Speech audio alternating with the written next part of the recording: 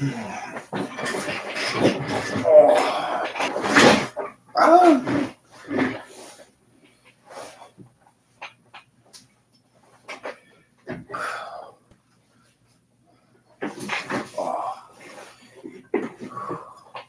two, one. All right. Hello, everybody. How we doing tonight? Welcome to the Big Blue Sports Podcast. I'm your host, Lando the Sports Mando. We got a lot to get into tonight.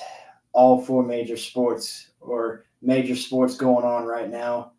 A lot to get into. Before we start, y'all, I want to say I do apologize for uploading so late, not being on at all last week. I do apologize for that.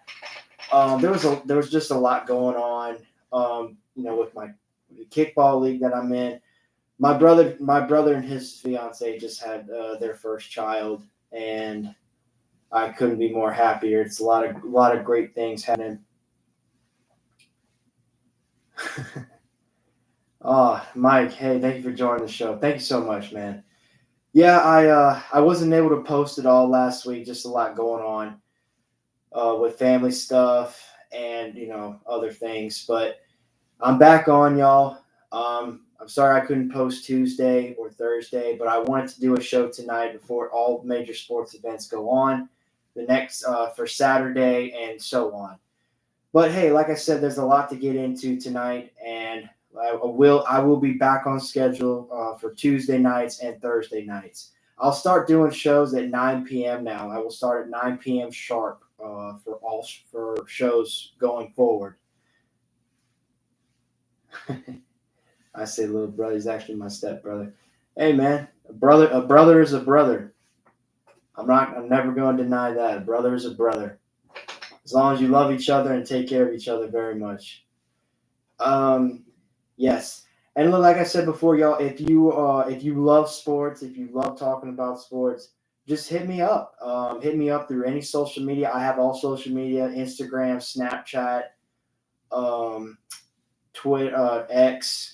I was about to say Twitter, and TikTok. I have all major social media platforms. If you want to reach out to me and you want to be on the show, you're more than welcome to. I always love debating with people, talking about anything related with sports. I love it. I enjoy it. And if you do love it as much as I do, or perhaps more, then hey, feel free to reach out and contact me. I'll be more than happy to oblige. I love having people on. I really enjoy it. Yeah. Well, yeah, Mike. Hey, man. Hey, there's nothing wrong with that. If you would ever like to come on, man, just hit me up. I'm always down. I can have 6 people total on the show. I can have 6 people at once. I've only ever had a full show one time. We were close before, but the most I've had one full podcast one time. But I would like to have that again someday. I'm hoping it'll happen a lot more in the future. But ultimately, y'all. But thank y'all so much for the continued support. I really do appreciate it. I'm gonna try. I want this channel to grow as much as it can.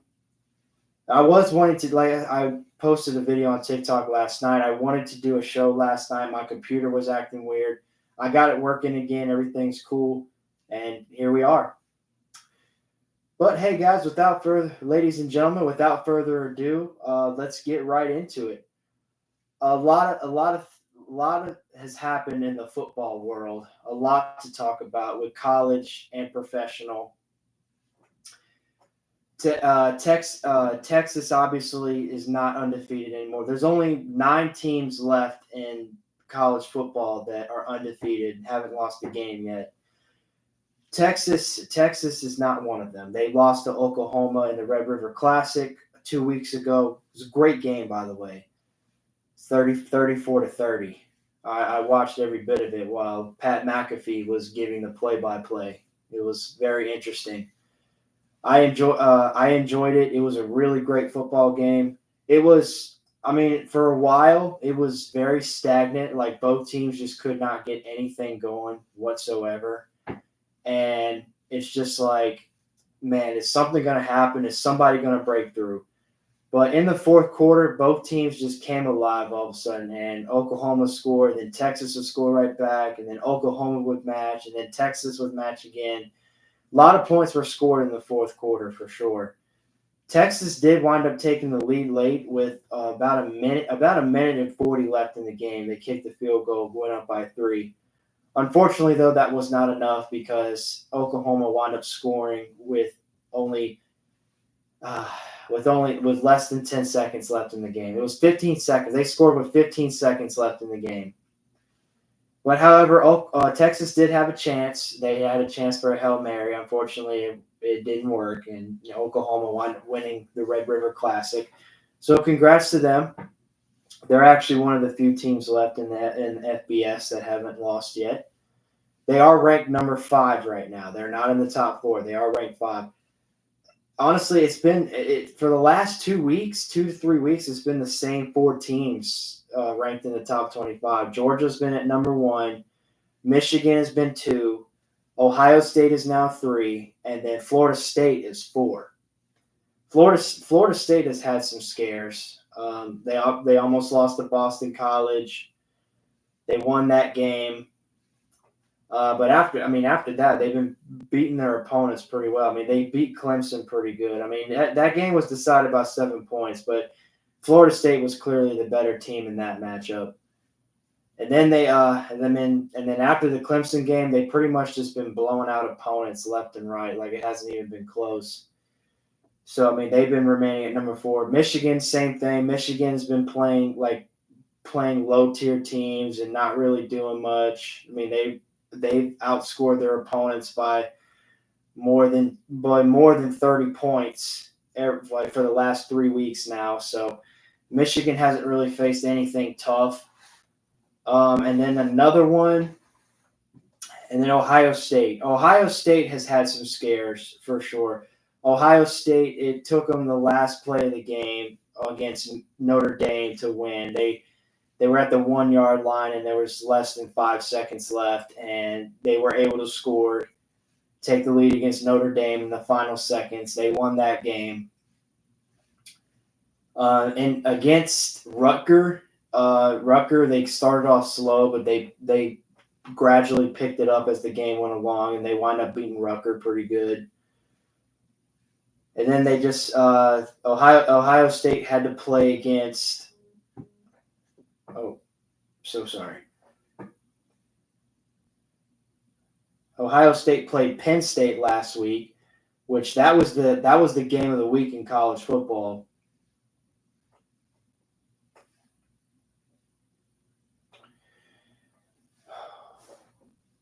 Man, what a game that was. Honestly, it was really close throughout 3 quarters. But unfortunately, Penn State just could not get their offense going. Ohio State their defense was just making their lives live in hell throughout the whole fourth quarter. Penn State could not move the ball very well. They were stuck in 3rd and long situations, couldn't convert, and they wound up losing by 10. It was 27-17. They did score a touchdown late, but it didn't matter by the time they scored. Ohio State was well beyond their reach. It was I give it to Ohio State. Their defense really played really well for them that game. Yeah, it was still a great game, though. Penn State, both of those teams were ranked in the top 10 before the game started. Ohio State was 7. I'm sorry, Penn State was 7. Ohio State was 3. So this was a big deal. That was a great game. Another great game last week was also the week before. Excuse me. Washington and Oregon played each other. That was another top 10 matchup. Washington wound up winning a close game. I really enjoyed that game a lot. I picked Washington to win. I just thought they were the better team. I really like Michael Penix Jr., their quarterback for Washington. I believe he's a baller. He's played excellent football for the Washington Huskies. He's great. There's nothing more you can say. I've watched him closely, in games he's played, and he's a baller, man. I enjoy watching him play. They're also one of the teams that haven't lost yet, but right now Washington is ranked 6. They're right behind Oklahoma. So pretty much a good bit of the teams that are undefeated are ranked in the top 10, except for Air Force and James Madison. Air Force is 7-0, James Madison 7-0. But I mean, honestly, Air Force really hasn't played anybody, and James Madison is like they're like a low tier college. They don't really play anybody, significant. If they were to play like a heavy Power 5 school, I don't believe they would win. They might be able to play with that team for a good minute, but they're not going to win. That's just what I believe. But I mean, it's okay. I mean, I'm not knocking them. I mean, that's awesome. They're 7-0. I mean, James Madison in their respective football conference, they've been pretty dominant for the last 5 years. The only other team that gives them headaches is North Dakota State, where Carson Wentz actually played, and we all saw how Carson Wentz turned out. His career started off great, and now no team wants him as a starter anymore. Ain't that some shit? How the mighty have fallen, as they say. However, Air Force. I mean, Air Force did beat Navy last week. That's a big classic game for them. Then it's a big rivalry game for both teams or both universities. And Air Force. Air Force has won the last few matchups against Navy, but it was ultimately it was. I mean, it was close. Air Force. Sorry, my ear itch. My bad. Air Force. Air Force had benefited off of turnovers. They had two. There was one pick six, and then they were able to get another interception 2 drives later.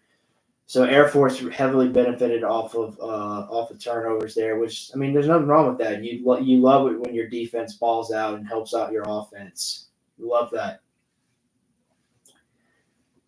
And then of course, I got to talk about LSU a little bit. I got to rep my boys, my team.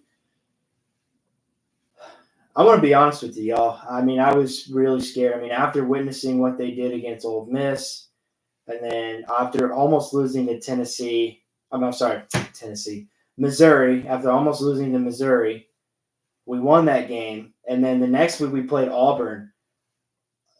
We looked like we looked like how an LSU team should look against Auburn.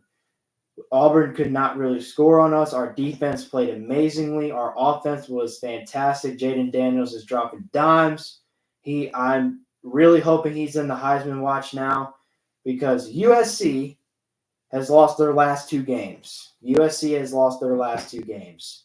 Caleb Williams was terrible against Notre Dame. And he was all right against Utah. Yeah, I mean, he kept his team in the game, but he wasn't flashy or super spectacular. He did what needed to be done. And they lost against Utah in overtime. And now that USC has lost their last 2 games, hopefully Jaden Daniels can now become in the Heisman watch conversation. I would love that. I mean, he's playing tremendous football. Not only is he throwing the ball superb, he's also running the ball superbly, and we love that. We love to see that. Jaden is a fantastic football player. I just really wish that he wouldn't hold on to the football so much when there's nothing there. But I mean, I love it that if he can take off and get yards with his legs. We love that. You love that at any quarterback you have. And then the next week we played against Army. That was a huge blowout, which that was expected. Army's not that great. They were 2-5 coming into that game, so you expected LSU to win heavily. I mean, they won 62-0. But hey, we were respectful to Army. With everything that's going on right now in the world, I'm not really gonna talk about that at all too much because I mean, honestly, I don't I'm neutral in it. I don't want to say anything about it because I don't have enough information to talk about it.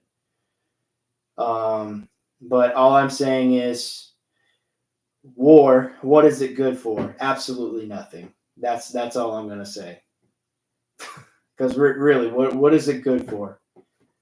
All it is just hell, destruction, and devastation, and those are things I can never rock with. But hopefully it'll end soon. I really hope it does. I feel bad for every person that is involved within that conflict. But moving on, Army. I give props to Army. I mean, hey, they came in there. You do what you can do, man. But I mean, LSU was just making their lives live in hell the whole night. But hey, it's a football game. We were respectful. It is what it is. You go out there and you play ball. But LSU will be off this week. They will play next week against their heated rival, extreme rivals, the Alabama Crimson Tide. That is a big game. Alabama has just got back in the top 10. They're ranked 11th right now. They're almost in the top 10. They're 11th. They've only lost one game so far, and that was against Texas.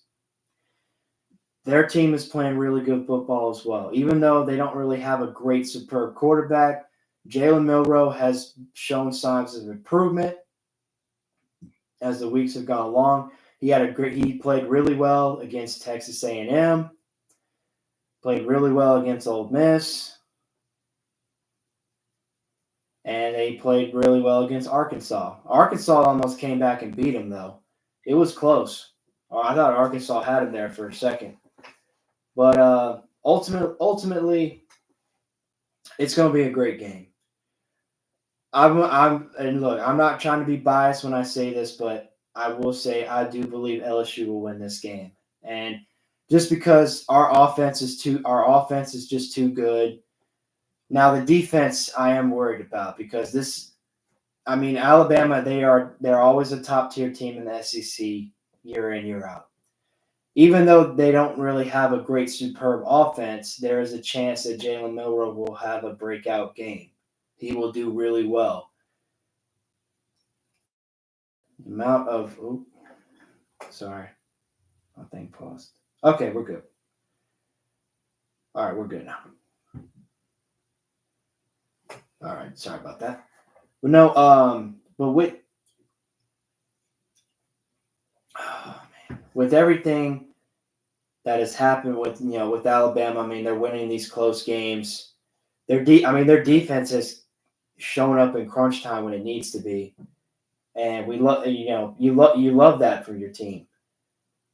I mean, this is going to be a great SEC matchup. I'm super excited. This is a big game for both teams. If LSU wins this game, they have a strong shot at playing in the SEC championship game this year. If Alabama wins, they still have a shot at trying to make the college football playoff. So this is a big game for both teams. LSU does not have a chance in the college football playoff anymore, not with 2 losses.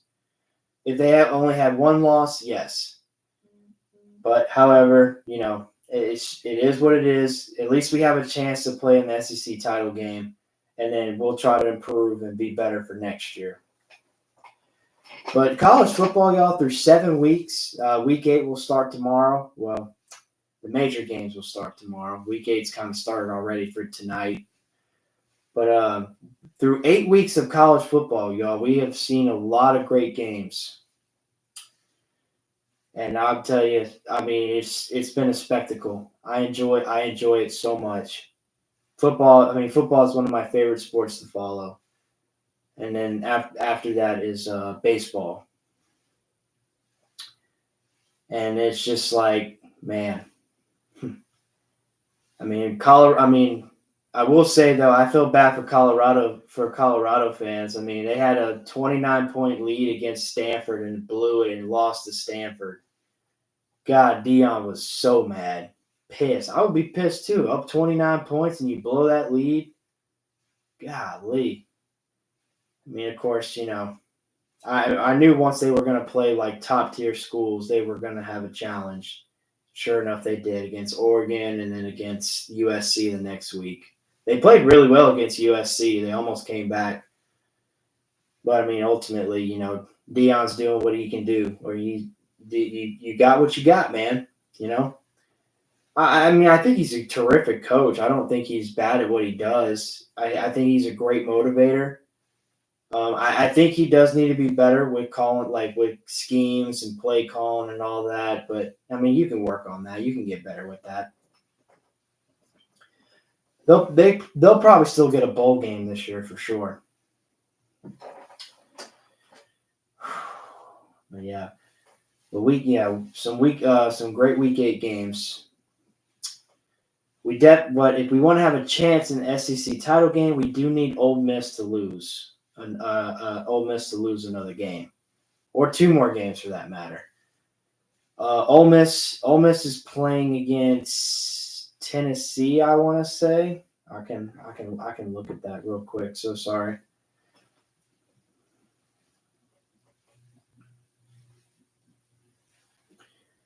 Let's see. Oh, Vanderbilt. They play against Vanderbilt, and they got Texas A&M next week. So sorry. Well, I mean, if they play against Vanderbilt tomorrow at 6:30, we all know how that's going to go. Vanderbilt's like the bottom tier of the SEC. And then Georgia's going up against Florida. That's going to be a great matchup to watch. Florida has had some up and down games. I mean, they're not terrible, but they're not great. They're like average in the middle. They'll have really good games, and then there's one week they'll just play really shitty and not be able to do anything with the ball. And I'm like, bro, this doesn't make sense. It really doesn't. But I mean, ultimately, I'm hoping Florida can give them a good game. I would love to see Florida beat Georgia. That would be fantastic. But hey, we'll see what happens. I will say.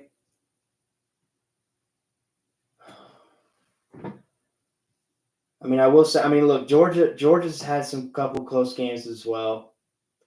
I don't really think their offense is that great.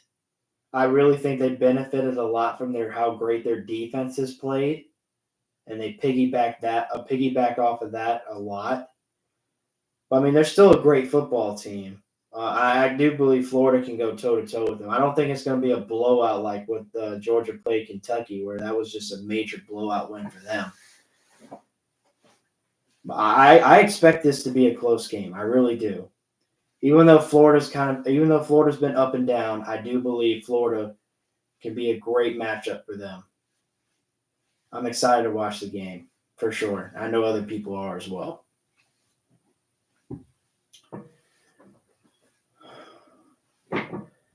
All right, y'all. So with college, one more thing I want to say with college. I recently saw a report about Michigan where they were being investigated for sign stealing after Jim Harbaugh came back after the university made a self-punishment of suspending him for 3 games for recruiting violations during the COVID pandemic year.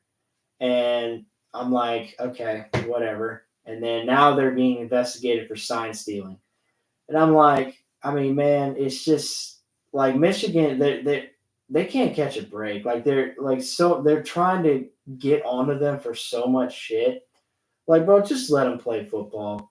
Like Jim Harbaugh is a great coach. I seriously doubt that he wants to literally go on or try to find out a way to figure out the signs from the opposing team just so his team can have an advantage.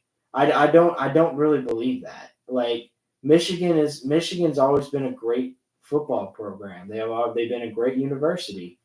I mean, could they have done it? Yeah, sure. But I mean, is it really worth doing? Like, do they have anything to gain from doing it? Nah. I mean, I don't believe so. But I like Jim Harbaugh as a coach. I mean, he was great in the NFL for the 49ers. And then he's been with Michigan ever since. In 2015, I want to say. Sorry, 2014. He's been with them. Or 2015, yeah, 2015. He's been with the Michigan Wolverines. So about eight seasons now. His brother, John Harbaugh, coaches for the for the Baltimore Ravens. Great coach. Yeah, I mean, I wouldn't really worry about that too much. I mean, I think that it's going to blow over, and they're just going to continue to play football like they always do. Yeah. But I'll give a recap of all the matchups of college football on Tuesday's show, and with the great Halloween special. This coming Tuesday will be the last day of October 31st. I will be in costume for the podcast, y'all. So hope y'all are excited about that. It's going to be a great show on Tuesday, I promise. And I'm going to have some definitely want to have guests on as well. I have them come in costume. Hey, whatever they want to wear. It's going to be a great time, y'all. I hope y'all be able to tune into that one next week. And then, so moving on to some NFL football, y'all. Last 2 weeks of NFL football have been nuts. I had to watch my Saints last week on Thursday Night Football against the Jacksonville Jaguars, and it was pretty devastating. I mean, going into halftime, it was 17-6, and I'm like, well, great. This is going to be another game. This game's going to be putrid. They're going to roll over. Jacksonville's going to demolish them, and it's going to be another horrible week. Well, all the Saints fans were wrong. I mean, because the offense, the team rallied really well in the second half. They looked like a great, genuine team. Well, offensively, at least. They were, we got in the end zone. We did what we had to do. I mean, Taysom Hill got a rushing touchdown on 4th and goal, brought it back within one possession. We stop him, and then we score in 3 plays. Michael Thomas caught a great 30-yard pass to touchdown. It was awesome. And then going back, and then it tied it up at 24-24. And then we stopped them again, and then we had a chance to take the lead finally. And then we kind of stalled out. Carr got a little hurt. He got hit in the groin area, but he toughed it out. He played through it. And I'm not wrong with that. If you think you're healthy enough to play, then go play. But if it's too serious, you got to tell yourself, like, look, if I go out there and get hit a certain way or get hit in really hard in this certain area, I might be out for a couple weeks. Players just got to understand that. But no, Derek Carr sucked it up. He drove, and he went back in there to play. And then when Jacksonville got the ball back on their next possession, they were able to score again. Christian Kirk got a 44-yard touchdown reception. Tyrann Mathieu got absolutely burned. Christian Kirk ran a beautiful route and just took it to the house. And Jacksonville went up 31-24. And then the Saints still had a chance, man. They did, and they got the ball. And the offense was great. They were moving the ball down the field efficiently. They got all the way down to the 2-yard line. We tried running it in 2 times, and then we got to 3rd and goal. Well, see, we ran it on 1st and goal. We did a pass on 2nd and goal. It was over Taysom Hill's head. Then it was 3rd and goal. 3rd and goal. We ran a beautiful play-action play. And Foster Moreau is wide open in the back of the end zone. Nobody's there around him. And Foster Moreau ball hits him in his hands and he drops it. I mean, it was awful. It was awful to watch. And I know, and Foster Moreau, I love him. He's been through so much. He just overcame type 2 stage 2 leukemia. He's clean now. He's healthy. he's been through a lot in his life, or in the past year or so, and that it was a big moment for him. That would have been a chance we would have tied the game up there, and he was devastated. I mean, he went back to the sideline. He was, you know, sitting on the bench, his head leaned down, and I mean, he was damn near about to cry. Like he was literally just about to, lose himself. And his teammates came to him and rallied to him and told him, like, look, man, shake it off. Don't worry about it. But his press conference after the game, he was just beating himself up, like back and forth. And, I understand he's taking responsibility for it, but a football game should not be determined by one play of the game. It should not have come to that, to where we have to score to tie it up. We should already be in a great place to win a game. So I don't blame Foster Moreau for why we lost that game. There's a bunch of reasons why we lost that game. Derek Carr threw a pick six that was very crucial. If Jacksonville doesn't get that pick six, we win the football game by 7. Easy. It would have been 24-17 instead of 31-24. Because I mean, honestly, in the second half, Jacksonville only scored one offensive touchdown, and that was the pass to touchdown to Christian Kirk. That was the only offensive points that they got. I mean, if you take away that pick six, the Saints win by 7. I mean, that just shows you, like, with one swing of pendulum, how much it can change a game. But I mean, hey, it is what it is, man. It's it's football. Things happen, and you just have to live with it and overcome it the best way you can.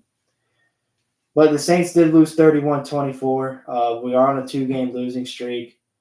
Hopefully we can rebound against the Colts this Sunday. We are favored in that game. Gardner Minshew will be starting for the Colts because Anthony Richardson is out for the rest of the year with a shoulder injury. And we played against Gardner Minshew before when he was with the Eagles. He didn't really have a great game against us. So I definitely believe we can, create a lot of havoc against them on this Sunday. We need to win this game. We need to win the game on Sunday. If we don't, we're going to be in big trouble. And then we got Chicago right after next week after that. But then going on to the Sunday games.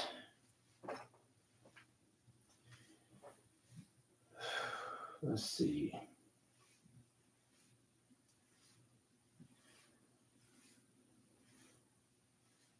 So sorry. Hold on. Give me 1 second.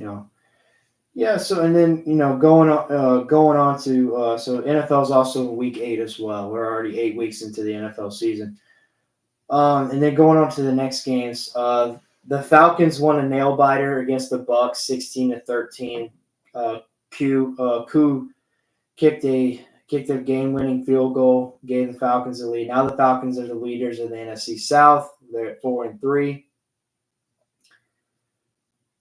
I mean, this was a rivalry game or an NFC South rival. I mean, the Falcons played a lot better than I thought, and it was pretty stagnant throughout the whole game. It was pretty bland. I mean, both offenses couldn't do anything. It was only one touchdown scored between each team, and it's just like, I mean, they had when you have a game like this, it's just like, well, damn, all it takes is just a field goal to win, and that's what the Falcons did. They kicked 2 field goals, and that's what got them the win. And then Bears beat the Raiders 30-12. The Bears are kind of getting their stride back after they started 0-4. They won their last 2 games against one against the Commanders, and then they won this game against the Raiders. So they're kind of on the come up, where they're trying to get back in their stride. Justin Fields was not playing in this game. He'll miss the second game this week, but Fields has been out with the hamstring injury. So he's kind of been dealing with that. He should be back next week against the Saints, but I'm not 100% sure. He didn't really practice that much this week. He was in like limited practice on Wednesday, and I don't think he practiced Thursday or Friday. But yeah, it was. I mean, it was a dominant win over the Raiders. I mean, the Raiders were also playing with their backup quarterback. Jimmy Garoppolo was dealing with with the let's see. Yeah, Jimmy Garoppolo was kind of dealing with the God, not a. I want to say it's the ankle injury because it was the concussion, but he cleared the concussion protocol, so now I think he's dealing with the ankle injury now. I'm not sure how much time he's going to miss. I need to look more into that. But Brian Hoyer got the start against the Bears, and he played okay, I guess. But the Bears beat the Raiders 30-12. The next game, this was actually a really good back and forth game. The Browns and the Colts. The Colts, I want to say the Colts got cheated really bad on the last drive that the Browns had. They got a really bad defensive holding call that didn't look like defensive holding. It actually should have been offensive pass interference against Amari Cooper because he pushed off on the defender. Like, I mean, watching the clip over and over again, he definitely pushed off.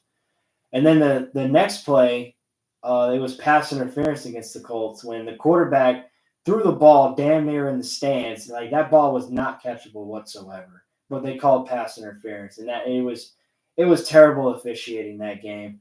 But granted, the Colts shouldn't have let it come down to that. At the time, the Browns were down by 5 points. It was 38-33 at the time. The Browns did wind up scoring on that particular drive and winning 39-38.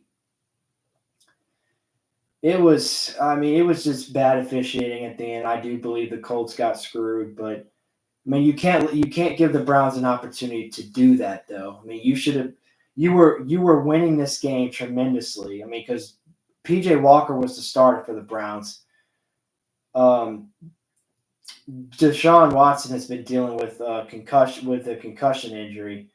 He's cleared the protocol, but he's still dealing with a little bit of lingering effects, so they're not trying to risk it right now. He also is going to miss this coming week's game as well, miss Sunday. So PJ Walker will get another start for the Browns. He actually played pretty well against the Colts. I mean, the Colts defense gave up a lot of yards. So, I mean, that's why I say this. And their rush defense is really not that great. So the Saints will be able to run the ball very well. Then we had a really low-scoring game. The Giants beat the Commanders 14-7. The Giants, the last 2 weeks, the Giants have been playing pretty great. I mean, they almost beat the Bills the week before. It was 14-9, but the Bills looked horrible. Like they did not look like the Bills like the previous weeks before. Like the Giants gave them a really good game, which everybody was surprised by. Because Giants defense has not really been playing well. Their offense has been lackluster to say the least. But I mean, it was a great show. I mean, Tyrod Taylor's been starting the last 2 weeks. I guess Daniel Jones is dealing with some kind of injury, but I mean, Tyrod Taylor's playing really well. I mean, he fits really well in the Giants offense. But the Giants won against the Commanders 14-7, and it was I mean, both of these teams are just kind of pretty average, a little below average, but the Giants were just a better team that day, if I want to be honest. And then the Ravens and the Lions. The Ravens manhandled the Lions. After the Lions have been on a great four winning streak, they were playing tremendous football, but the Ravens just completely shut that down.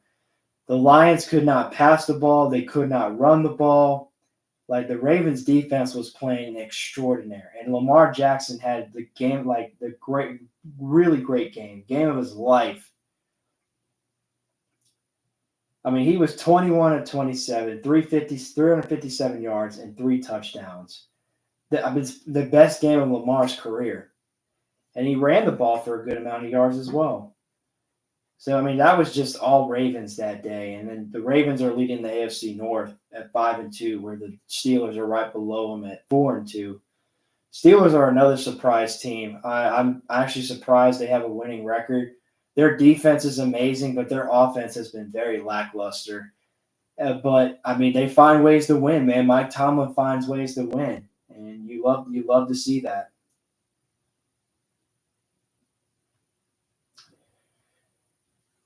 But I'm hoping the Lions can bounce back this week. They have Monday Night Football against the Raiders.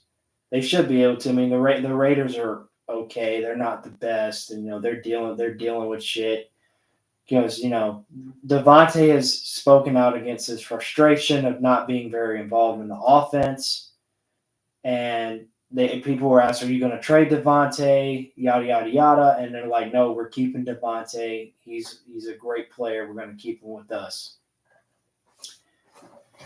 So, I mean, I don't really know how great the chemistry is between the two, but we'll see. I don't know. I mean, Devontae wanted to go there because he wanted to play with Derek Carr. Now you have to deal with Jimmy Garoppolo and O'Connell. I don't know. He's still under contract with the Raiders for 2 more years, so I don't know. I don't really know what's going to happen with Devontae, but hopefully he can eventually be happy and find a place he really wants to play for.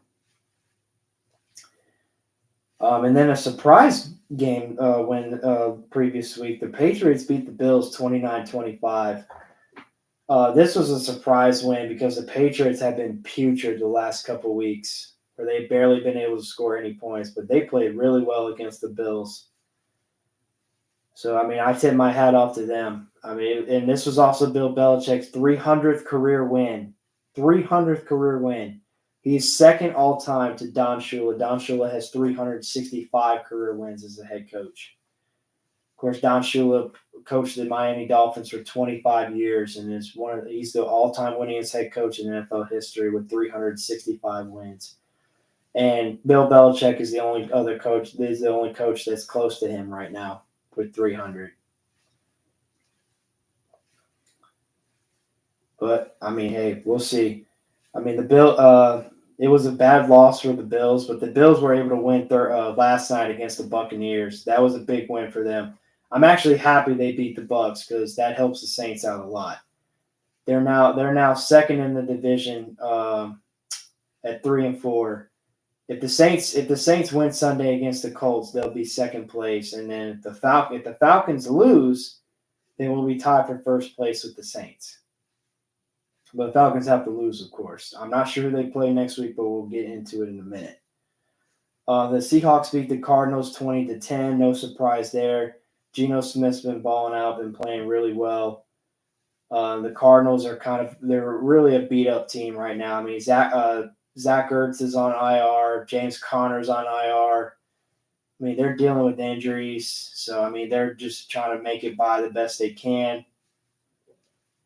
But Kyler Murray is close to coming back. He's going to come back either this week or next week. He'll be the starter for the Cardinals again. Joshua Dobbs has been playing the best he can, though. He hasn't been bad, though. He has been playing great football, but it's just like, I mean, the Cardinals' defense isn't really that fantastic, I mean, you can only do so much. Then we have the Steelers and the Rams. This was a really great game. Deontay Johnson was coming off the IR in this game. He suffered a hamstring injury week 1 against the Ravens. He came back. He didn't have a spectacular game, but he did have a good enough game to help his team win. Him and George Pickens playing together on the same field. It's a great wide receiver duo. Helped out Kenny Pickett a lot. But the Steelers won 24-17. I will say, though, the Steelers got really lucky on a fourth down call. Because watching the clip over and over again, Kenny Pickett looked like he was stuffed before the first down marker, but they gave it to him anyway, which was really surprising because, I mean, he wasn't even close. But they gave him the first down. That's insane.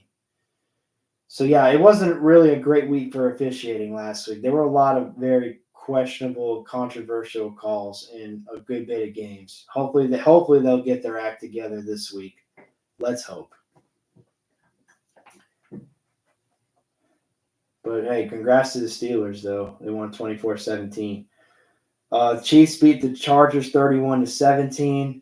Patrick Mahomes did Patrick Mahomes things. Travis Kelce had a fantastic game. Had 2 touchdowns, over 170 yards receiving, while his girlfriend Taylor Swift was watching in the stands. God, that's all they want to talk about is just Taylor Swift being at Kansas City games. Their ticket prices have gone up too ever since Taylor Swift has started to go and watch Kansas City. It's crazy, dude. Like, I don't really care. I'm not a Taylor Swift fan at all. Like, she's talented, but I'm not really a big fan of her music. She's okay.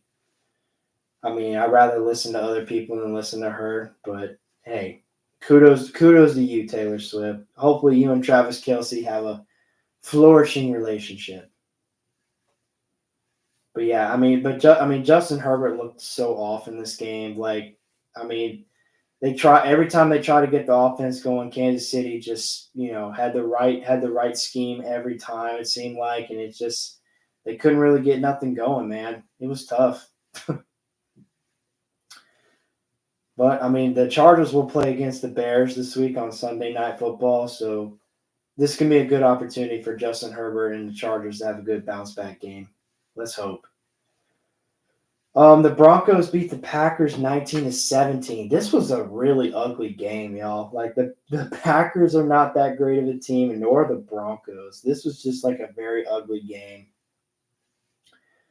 But I mean, Jordan Love just heaved up a prayer and it got picked off late in the game, and it just like sealed the deal. He's done that like 3 times so far this year, where he just wants to take a deep shot, risk it all, and it doesn't work out. But I mean, like I said, this game was pretty ugly from start to finish. These are 2 pretty bad teams. But hey, I'm happy the Broncos won. At least Sean Payton walked away that week with a victory. Then we got the Sunday night game, which was really exciting. The Eagles and the Dolphins. This was the game of the week.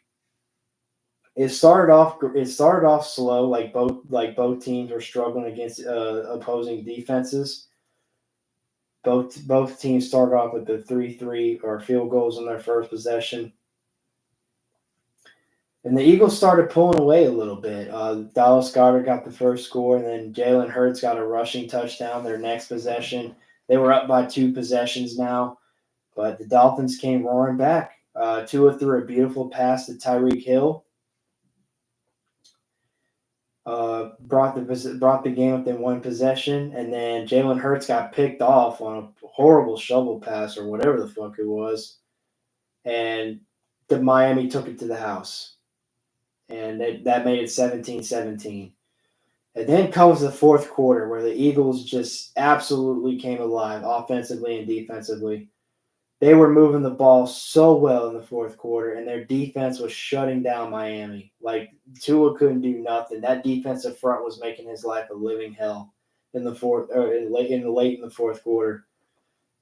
And I mean, they couldn't do nothing, man. And then finally, it just came down to, we're just going to try to play the best we can. I mean, Miami could not run the ball well, and it was just a tough time throwing it as well. So it's just like, man, what can you do? But the Eagles did wind up winning 31-17. So kudos to them. The Eagles are now one of the 2 best teams in football now. They're tied with the Chiefs for the best records with only 1 loss. But the Dolphins are 5-2. They're leading the AFC East right now. The teams that are behind them are the Bills and the Jets. The Jets and the Bills are kind of like a half a game behind each other. The Jets are on the come up as well. They had a bye week last week. But, man, the Jets are coming, man. I mean, the way they played against the Eagles the week before, oh my God, Jalen Hurts got exposed. Speaking of that, both the 49ers and the Eagles were both lost their first games previous week. The 49ers lost against the Browns, where Brock Purdy drove his team into field goal range to kick the game-winning field goal, and the kicker missed a 40-yarder. Like, bro, come on. How do you miss that, dude? That's so dumb. That's so shitty. You literally get paid to kick a football. Like, you should, a 40-yard field goal is nothing. An NFL kicker should be able to make that in his sleep every single time. But apparently not. So the 49ers got their first loss of the year against the Browns. I mean, the Browns, man, they're a surprising team. They just when you think they're down, they come right back up again, man. And then you have, and then of course, the Eagles lost their first game against the Jets. Jalen Hurts threw 3 interceptions, and it was just, my God. Because, I mean, the Jets, I didn't think the Jets still had this caliber of play left in them for how they've been playing the past couple of weeks. But, man, their defense was just on a whole nother level, and they were wreaking havoc against Jalen Hurts. But they won 20-13. It was still a one-possession game, but their defense, Jets' defense, helped them win that game 100%. And then we got the Monday night game, y'all. The 49ers and the Vikings. Kirk Cousins, my goodness, my man Kirk Cousins played a really great game. Did not turn the ball over a single time. Had over 300 yards passing. My man was a G in that game on Monday night. And the 49ers, I mean, man, I give it to the Vikings, man. Their defense played a lot better than I expected them to. They kept their team in the game. It was close throughout the entirety of the game. It was really fun to watch. And then the 49ers had a chance to take the lead. Brock Purdy threw a game-ending interception where he tried to force the ball downfield, and like the linebacker read his eyes the whole way. And I'm like, Brock, what are you doing, dude? Because he threw an interception the drive before when the 49ers were driving. And it was just like, damn, Brock is really fucking up tonight. My God. But, I mean, the 49ers have lost 2 in a row. So they're going to be looking to bounce back this week heavily. Let's see what they can do, man. They're still a disgusting team. But sometimes, man, you just go up against a team that just has it, man. And the Vikings had it that night. The Vikings are now 3-4. Yeah, they're 3-4, 3-5. I think they're 3-5. They're 3-5. Yeah. They haven't had their bye week yet. And then, of course, we had this week, Thursday Night Football was last night. The Bills won 24-18. The Bills were pretty dominant throughout that whole game against the Buccaneers. However, the Buccaneers were able to make a comeback. And the Bills practically almost gave them the game late in the fourth quarter. But, I mean, they picked off Baker Mayfield at the right time, and the momentum shifted. They didn't score with it, but it was enough to, take some time off the clock, slow down the offense. I mean, by the time Baker and Bucs got the ball back, there was barely any time left. And they tried to score on a Hail Mary. It didn't work. So, I mean, the Buccaneers are now 3-4. They've lost their last 2 games now. And then we got the matchups this week, y'all. The Jets and the Giants. The battle is of the Big Easies. Which New York is better? I do believe the Jets got this one for sure. I mean, the Jets' defense is great, and I do think their offense will play better than the Giants' offense. Zach Wilson, even though he's not the best player, he has shown signs that he is improving, and he wants to play well. He wants to do good with his team. I've seen it. I mean, he almost beat the Chiefs on Sunday Night Football a couple weeks ago. He has the potential. So I'm going to take the Jets over the Giants. Then we got the Jaguars and the Steelers. This is going to be a tough game. the Jaguars are coming off a win. Trevor Lawrence, he's questionable this week. Not sure if he's going to play. But even if he does play, I'm going to take the Steelers on this one just because I believe the Steelers defense is going to make great plays and they're going to keep their offense within the game. And then Kenny Pickett's going to do what he needs to do, giving the ball to Deontay Johnson and George Pickens, and then handing it off to Najee Harris. So I'm going to take the Steelers in this one. Eagles and Commanders. Obviously, I'm going to take the Eagles here. The Eagles just have a better football team. Now, the last time these two teams played, it wound up coming down to overtime. It was really close. The Commanders could have a big upset here, honestly, if given the opportunity. But I do believe the Eagles will win a close game. I believe it'll be a 7-point differential, like 31-24 or 34-27, type of game like that. Then we got the Rams and the Cowboys. Cowboys are coming off of their bye week. They won against the Chargers on Monday Night Football the week before, so they're going to want to continue their momentum and keep their momentum going. Honestly, this is going to be a great game because, Matthew Stafford is distributing the ball between Puka Nacua and Cooper Kupp. Cooper Kupp is an absolute beast in the offense. When my man came back from injury, he had first game coming back, he has over 100 yards receiving. He's just a playmaker, man. He's a beast. I want to say the Cowboys win this game, but I just don't know how well their offense is going to play. I just don't really trust Dak. I'm going to take the Rams in a close one, like 23-20, some type of deal like that. Then we got the Vikings and the Packers, NFC North rivalry game. I'm gonna take the Vikings just because I don't think the Packers are really that great of a team. I believe Kirk Cousins will lead the Vikings over a victory, and they will be second. They will win this game and be second in the NFC North. I like Kirk Cousins a lot in this matchup. Falcons and the Titans. Both teams are. The Titans have struggled the last couple of weeks, but they have a strong case against the Falcons here. They're coming off of their bye week. DeAndre Hopkins will have a great game against the Falcons. It all just depends how well Ryan Tannehill will play. If Ryan Tannehill plays good, they will win the game. If he doesn't, they're going to lose. And how well will Derrick Henry be able to run the football? If you can't get a good running game with Derrick Henry, you're not going to win this game. The Falcons are going to make sure of it, and Desmond Ritter's going to ball out.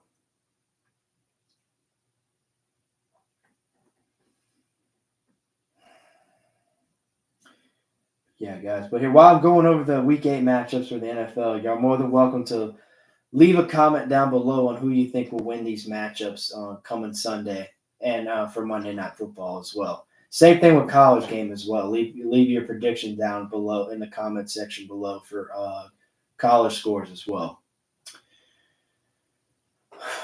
I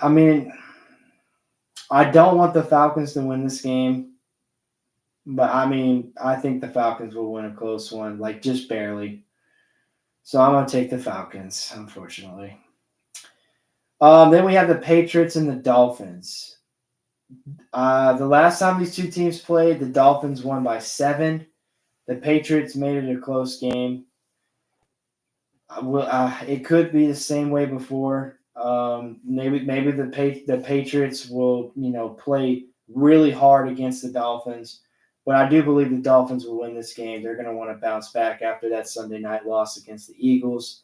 So I'm gonna take the Dolphins over the Patriots. I think Tua has a really great game against the Patriots this week.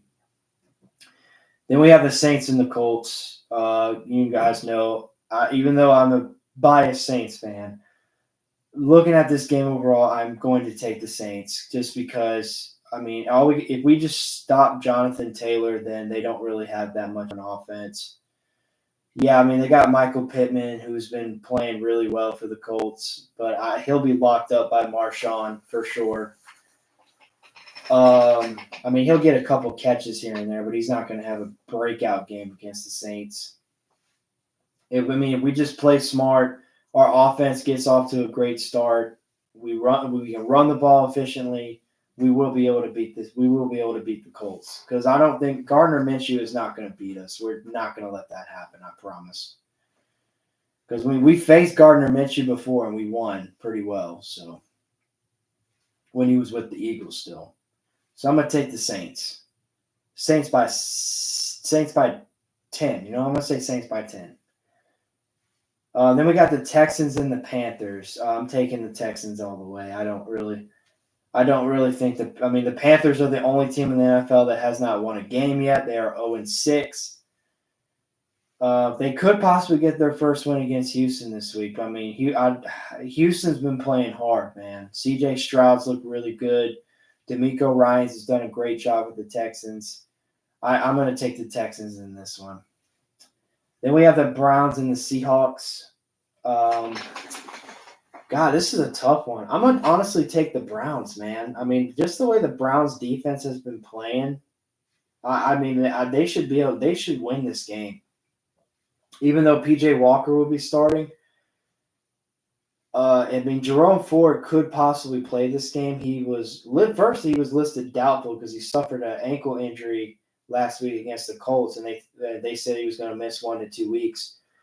But however, now he said he's recovering really well. He's running really well in practice, so he's labeled as questionable this week. So it's a possibility he can play. And if Jerome Ford does play, then their running game will be very efficient against the Seahawks. But I'm gonna take the Browns. Browns by 3. Bengals and 49ers. This is another great game. Joe Burrow against Brock Purdy. 2 young guns going at it. I mean, I love the Bengals, y'all. I want to say they win, but I don't know, man. I mean, the 49ers are going to come back with a vengeance after losing 2 straight. So I'm going to take the 49ers in a close one. I think this is going to be another 3-point game for sure. But it's going to be a fun game to watch. I definitely want to watch it for sure. Chiefs and the Broncos. I'm gonna take the Chiefs all the way. I mean, the Chiefs are just playing really great football. Patrick Mahomes is playing like Patrick Mahomes, and Patrick Mahomes is 28-3 against teams in the AFC West. He's dominated that division. So the Broncos have yet to beat the Chiefs at all since Patrick Mahomes became the quarterback for the Kansas City Chiefs, and that's crazy. Just shows you how well Patrick's been playing ever since he's became a starter. But I'm gonna take the Chiefs for sure. Ravens and Cardinals. I'm gonna take the Ravens for sure. I mean, after the game we saw last week against the Lions. I mean, I really believe that Lamar Jackson has come alive even more. Like he's increasing his play the more and more he plays, and it's just he's broken through another ceiling. I'm going to say the Ravens win this by a lot. Then we got the Bears and Chargers on Sunday Night Football. I'm going to take the Chargers because the Chargers have a better offense and their defense is better. I believe Justin Herbert will have a fantastic game against the Chicago Bears. And Justin Fields will not be playing for a second time this week. The backup will be playing. He did really well against the Raiders, but this will be a really great test to see how well he can play in the NFL. But I got the Chargers winning this one. And then Monday Night Football, we have the Raiders and the Lions. I'm taking the Lions. Even though the Lions got blown out against the Ravens last week, the Lions are still a really good football team. Jared Goff is great. Jahmyr Gibbs is starting right now. David Montgomery's going to be out with a rib injury. So, I mean, this is Jahmyr Gibbs' time to shine. He was really involved in the offense last week against the Ravens. I mean, because that's all they could get it to, really. But he should be really involved this week against the Raiders. He should play. He should have a really good game. Him, Amon-Ra, and Sam Laporta should all play really well against the Raiders on Monday Night Football. So I'm gonna take the Lions all the way.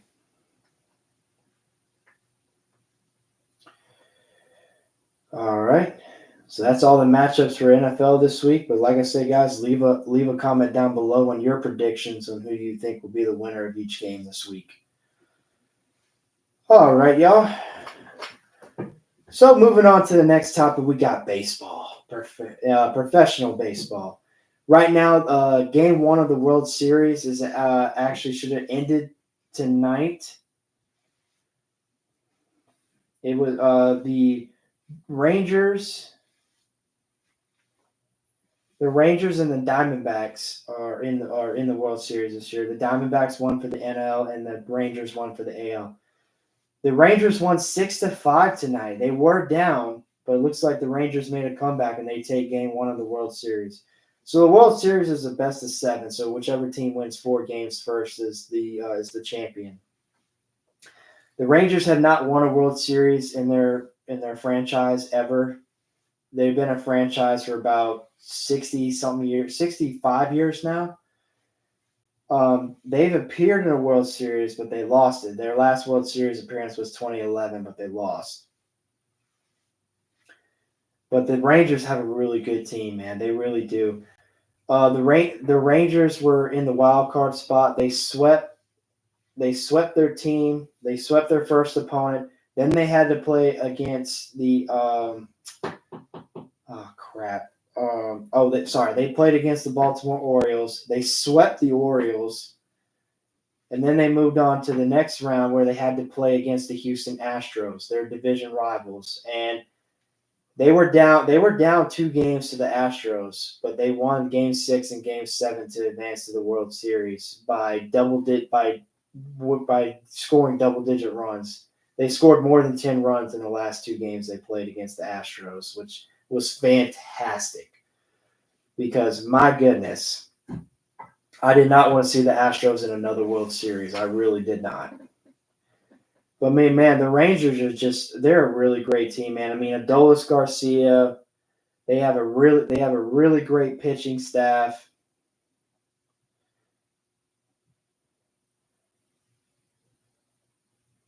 You know, they got Evaldi, they got Bradford, Smith, Leclerc, Gray, and then they're hitting, man. They've been hitting the ball so well.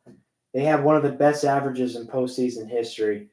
Marcus Semien, Corey Seager, Garcia, Mitch Garver, Jonah Heim, Hedges, Lowe, Jung, Tavares.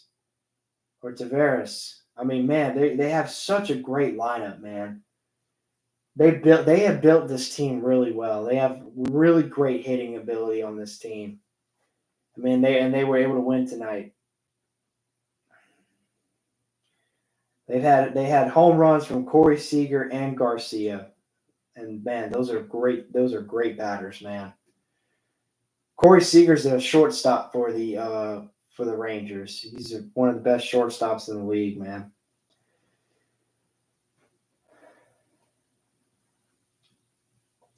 And then we have the Diamondbacks. The Diamondbacks pretty much had like kind of the same road that the Rangers have. The Diamondbacks they swept their first opponent, and then the second team they had to play against the Dodgers, which was the best. They were the best second best team in the NL. They beat them. They swept the Dodgers, which was insane because the Dodgers were one of the best teams in baseball. And then they had to play against the Phillies, who knocked out the Atlanta Braves, which the Braves were the best team in baseball. They got knocked out by the Phillies. And then same thing happened with the Diamondbacks. The Phillies got up on them by 2 games. The Diamondbacks had to win Game 6 and Game 7 to advance to the World Series. And they did the same thing as the Rangers did. They were hitting the ball well, but they didn't score a lot of runs, but their pitching staff did a great job of keeping them in the game and closing them out when they needed to. And of course, the Diamondbacks have a great lineup as well. Corbin Carroll, Ketel Marte, Tommy Pham, Lourdes Gurriel, Evan Longoria, Rivera, Perdomo. They have a great lineup as well. I mean, Zach Gallen, Thompson, Ginkel, Sewald, Nelson. Zach Gallen's probably their best. He's their best pitcher, man. Yeah, he pitched game 1 tonight of the World Series. So I mean, it was a tough game 1. I mean, the Diamondbacks got the lead early, but the Rangers got the lead early. The Diamondbacks came back, took the lead, and then the Rangers were able to come back in the bottom. Went into extra innings. The Rangers got 1 run in the 11th inning to take the lead. So that's awesome, man. Baseball is America's pastime. In my opinion, it still is. Yeah. But it seems like Arizona got on the board first. They were up 3. They got 3 runs in the 3rd inning. Texas scored 1 in the 3rd. Then Arizona scored 1 run in the 4th, 1 in the 5th to make it 5-1.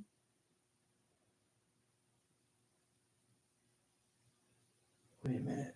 Wait a minute. This doesn't make sense.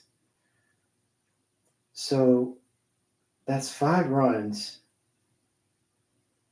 So you scored. Wait a minute. I'm so confused. Wait a minute. Hold on. I'm so confused. Wait a minute.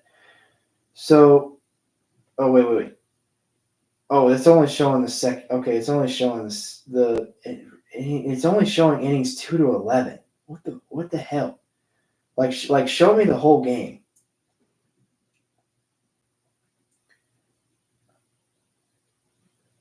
It says this. So the Rangers got 1 in the 3rd, 2 in the 9th. So they must have scored 2 runs in the 1st inning. I think that wasn't it because it's not showing me the full 1 through 11. So it looks like the Rangers got 2 innings. They got 2 runs in the 1st inning, and they tied it in the bottom of the 9th with 2 runs, and then they scored the game-winning run in the 11th. Okay, I see now. I was confused for a second. I'm looking at it, it's like, wait a minute. It only says they got 3 runs, but it's only showing an inning of 2 to 11. So yeah, the Rangers take game 1. Game 2 will be tomorrow at 7:00. This will be at Texas. So this will be another home game for the Rangers because tonight was at Texas as well. And then game 3 will be at Arizona. But ultimately, it's been a really crazy postseason, y'all. I mean, the top teams in baseball were eliminated just like that.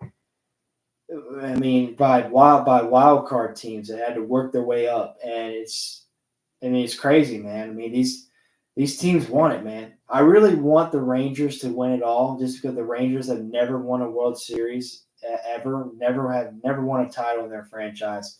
So this will be huge for the Texas Rangers. The Diamondbacks have won a World Series. They haven't won a World Series since 2001 when Luis Gonzalez and Randy Johnson were a part of the team.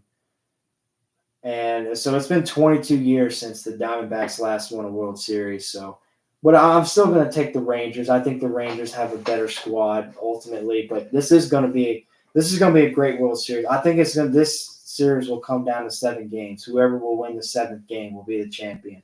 I don't think no team is going to gain a big advantage over the other. These teams are just really good. They really are. But y'all comment down below who you think will win. Who you think will win the World Series? Either the Texas Rangers or the Arizona Diamondbacks.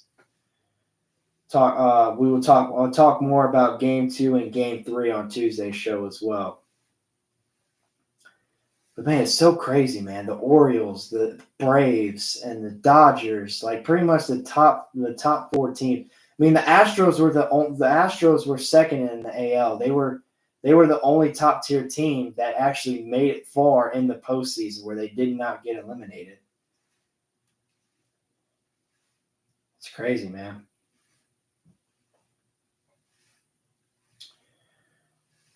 All right, y'all. And then moving on to the next sport, we got ourselves some basketball. NBA basketball is back. It tipped off, the season tipped off on Tuesday, October 24th. A lot of great action. There actually is there actually was a couple NBA games on tonight. I think there's one on right now, or probably maybe just ended.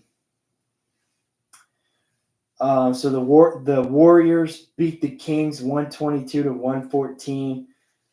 This was a great outing for the Warriors. Steph Curry had a great game. Let's see. Curry had the most minutes, no surprise there, 35. He had 4 rebounds, 41 points for Stephen Curry tonight against the Kings. Wow, that's insane. That deserves a round of applause right there. That's a great game for Stephen Curry right there. And then Darius Looney, their center, got 12 rebounds, 6 assists, 8 points. Klay Thompson got 18 points. Wiggins got 11. Kuminga got 12. Moody got 10. Gary Payton II got 7. But yeah, I mean, Steph balled out tonight, man. You love that. 41 points. The Magic beat the Trailblazers 102 to 97. Let's see. For the Magic, their top scorer was Franz Wagner, sorry. Franz Wagner was their top scorer with 23 points, 35 minutes for him. And then Paolo Banchero, their power forward, he had 14 points. Suggs had 11. Fultz had 8. Cole Anthony had 18 points. So this is a great win. This is a great win for the Magic. They're 2-0 right now. The Blazers are 0-2. You hate to see it. I mean, they did trade away their best player, Damian Lillard, but hey, he had to go, man. You know. DeAndre Ayton, 14 points for the Blazers. Shaedon Sharpe with 24. Grant with 15. Henderson with 7. Matisse Thybulle, he had no points. Like he didn't really do much, man. Only 2 rebounds with 17 minutes. Brogdon had 18 points with 31 minutes. So, I mean, hey, man, you do what you can do.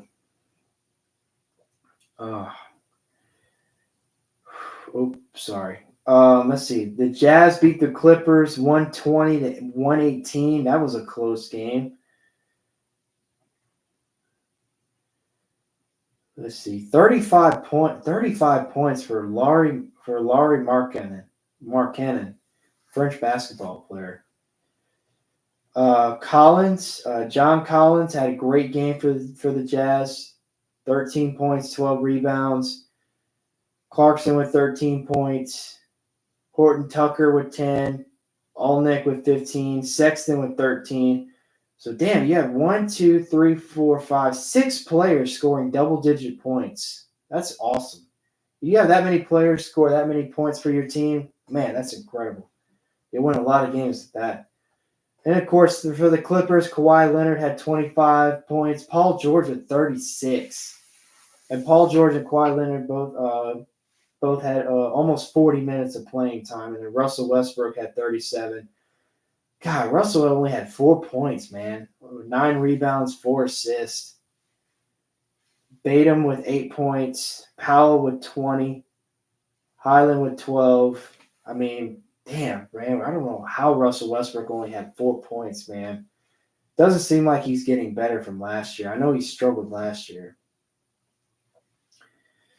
Then the Mavericks won against the Nets, 125 to 120. Luka popped off.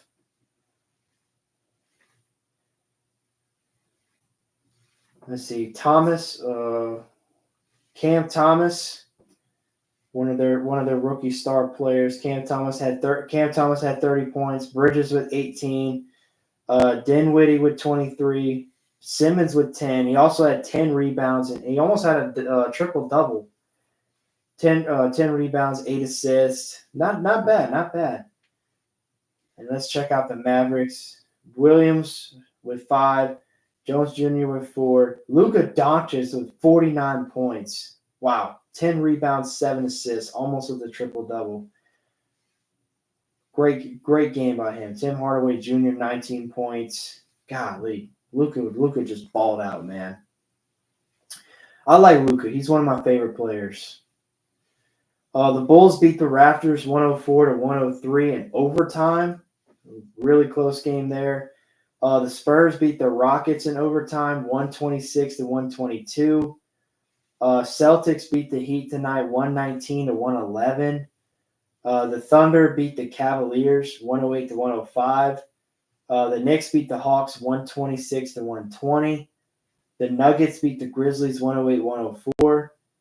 And then the Pistons beat the Hornets 111-99. Oof. And then October 26th, there was only 2 games. The Bucks beat the 76ers 118-117. See how Damian Lillard played in his first game against the Bucks. Lillard had 39 points, and Antetokounmpo had 23. Lillard also had 8 rebounds and 4 assists, so that'll get it done right there. Antetokounmpo with 13 rebounds. Really close game for the 70s, for the Bucks there. And then the Lakers beat the Suns 100-95. See how LeBron played. Kevin Durant had 39 points with 39 minutes, 11 rebounds. Top scorer there. You love that. Kevin Durant's still a baller, man. LeBron played 35 minutes, had 21 points, 8 rebounds. Anthony Davis, though, had 30 points and 12 rebounds. That's the Anthony Davis you need, man. But no, I mean, great win for the Lakers there. And then this was, let's see. Okay, so this was Wednesday. So the Pelicans beat the Grizzlies 111-104. We love that. Thunder beat the Bulls 124-104. And then the Sacramento Kings won against the Jazz 130-114. Mavericks beat the Spurs 126-119. And then the Clippers beat the Trailblazers 123-111. Timberwolves beat the Raptors the Raptors beat the Timberwolves 97-94. Low scoring game there. In retrospect. The Heat beat the Pistons 103-102. The Celtics beat the Knicks 108-104. And then the Magic beat the Rockets 116-86. Damn, that's a big lead. And the Pacers scoring 143 points against the Wizards, and the Wizards got 120. It's a lot of points for the Pacers. Holy shit. Let's see. Damn. 1, 2, 3, 4, 5, 6, 7, 8 players for the Pacers scoring double-digit points. That's awesome.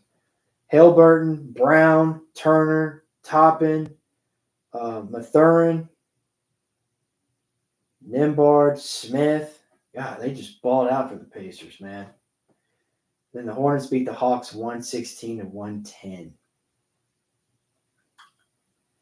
So, yeah, season's just kicking off for basketball, y'all. So far, there's obviously still a couple teams in the NBA that haven't lost yet. Hopefully, have some good games tomorrow. Let's see. So these games will be played tomorrow. The Bulls will take on the Pistons. Let's see. And the Knicks will take on the Pelicans at home. Hoping the Pelicans can win that one. The Grizzlies will take on the Wizards. The Pacers will take on the Cavaliers. 76ers will take on the Raptors. The Heat will take on the Timberwolves. And then the Jazz will take on the Suns. Or the Phoenix Suns. Got some great matchups for tomorrow, man. I will definitely talk more about these matchups on Tuesday for sure. A lot of sports happening right now, y'all, with football, basketball, and baseball. We love that. So much to talk about. But leave a comment down below which basketball team, which NBA team you think is doing really well, or which team is surprised that or should be playing better to what their expectations are. I'm really hoping a good year for the Pelicans, y'all. Really hoping for a good year for the Pelicans. Let's hope. Of course, Damian Lillard looked really well, looked really great for the Milwaukee Bucks. No surprise there. I figured he would have great chemistry with Antetokounmpo.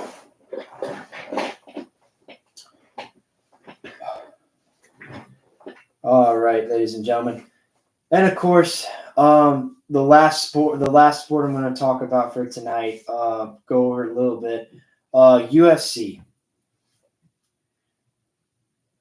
Another great pastime sport that people like.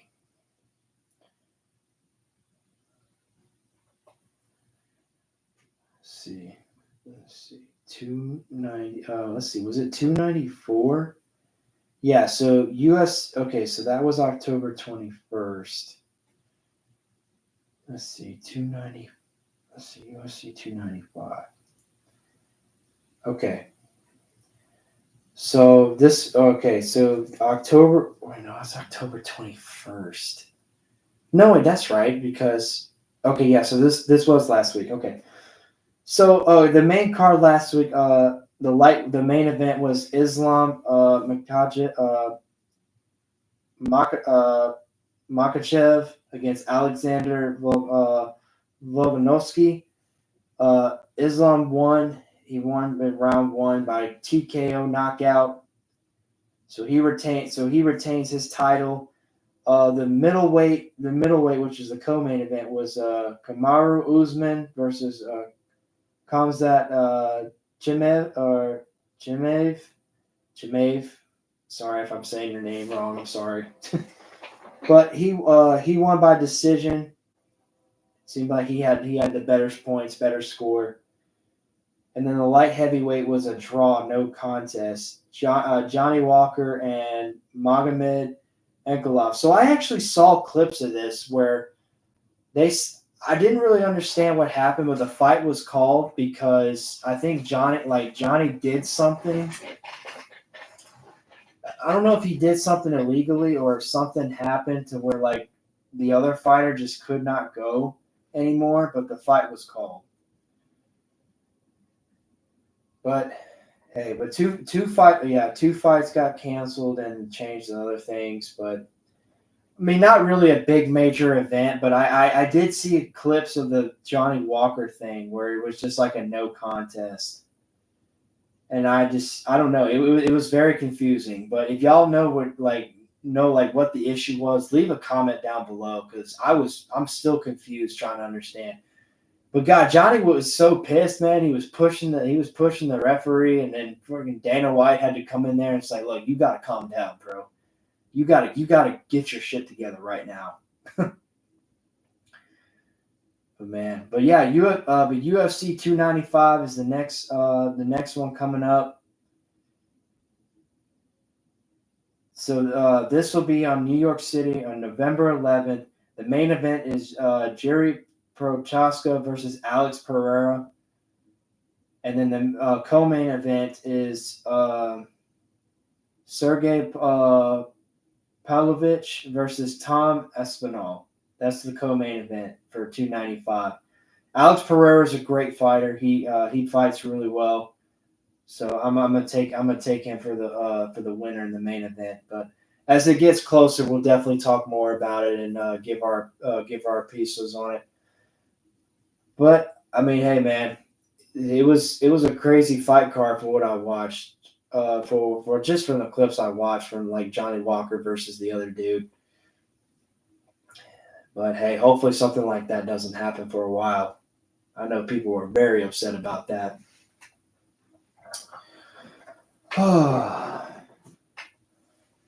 But y'all, that's all I have to go over with tonight. If I missed anything in particular, please let me know down in the comments below if there's any specific topic you want to talk about or want me to go over. Leave a comment down below. I always greatly appreciate it. And guys, as always, make sure you leave a like, subscribe if you haven't already. It means the world to me. I'll have like I said, the shows will continue on Tuesday nights and Thursday nights at 9 p.m. sharp every on those 2 days specifically. And I'm just going to continue to grow this as much as I can. And if you ever want to be a part of the show, please get in touch with me. I would love to have you on here. It would truly be a blessing. I would really appreciate it. But y'all, as always, y'all, I hope y'all have a wonderful night, and I will see y'all next week. Peace.